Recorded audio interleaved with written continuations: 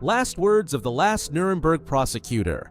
He was just 27 when he faced Nazi killers in court. He had never tried a case before, but he won. At age 95, he looked back and said, "It was hell. Absolute hell." Ben Ferenz led one of the Nuremberg trials after World War II. He prosecuted 22 SS officers who oversaw mass killings. The men were part of the Einsatzgruppen death squads. They followed the army and executed civilians en masse. Over 1 million people were killed in cold blood. Ferenz said, "War makes murderers out of decent people." He spent his life trying to criminalize war itself.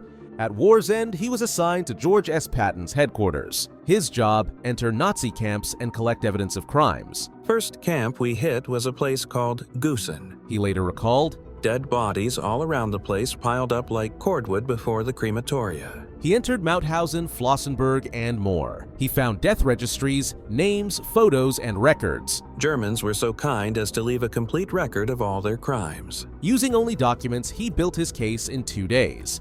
He didn't call a single witness and still won. All 22 officers were convicted of crimes against humanity. 14 defendants were sentenced to death by hanging. 4 defendants received life imprisonment. He picked high-ranking educated men, no foot soldiers. Some had PhDs. All had blood on their hands. Of 3,000 eligible killers, he chose 22. Why? "Only 22 seats in the dock," he said. He opened the trial with this line, "We will establish beyond doubt facts once unimaginable." Ferenz believed justice could replace vengeance. He hoped Nuremberg would set a legal precedent. He worked to create a permanent court to try war crimes. He lived to see the International Criminal Court in The Hague, but he said the ICC had too little power to act. Dictators blocked entry. Justice stalled. He criticized America's refusal to join the ICC.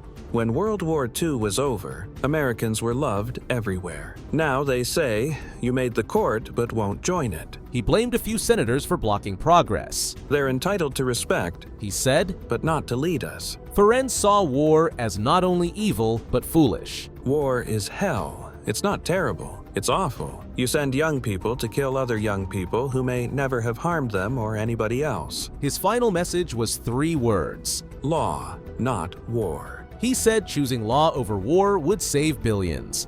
That money could fund schools, house refugees, and feed kids. And if you asked how to make it happen, he had an answer. Never give up.